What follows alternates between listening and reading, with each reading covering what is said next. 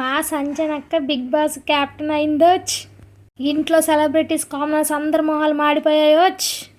ఇది కదా big boss అంటే, ఇది కదా మేము కోరుకున్నది బిగ్ బాస్ నుండి, ఇది కదా మాస్ ట్విస్ట్ అంటే, ఇది కదా సంజన గారి స్ట్రాటజీ అంటే. అసలు ఎవరైనా అనుకున్నారా సంజన గారు కెప్టెన్ అవుతారని? అస్సలు ఆవిడ క్యాప్టెన్ అయినప్పుడు ఇంట్లో వాళ్ళ మొహాలు ఫేక్ స్మైల్స్ నిండిపోయినాయి, కొంతమంది మొహాలు నిజంగా మాడిపోయినాయి. ముఖ్యంగా కామనర్స్, సెలబ్రిటీస్ ఇద్దరి మొహాలు మాడిపోయినాయి. ఎందుకంటే ఎవ్వరు ఈవిడ రావాలని కోరుకోలేదు కదా. ఇది అస్సలైన బిగ్ బాస్ ట్విస్ట్. బిగ్ బాస్లో రేపటి నుంచి ఉంటుంది. మరి ఎంతమంది ఈవిడని ఫాలో అవుతారో, ఎన్ని గొడవలు తెస్తారు.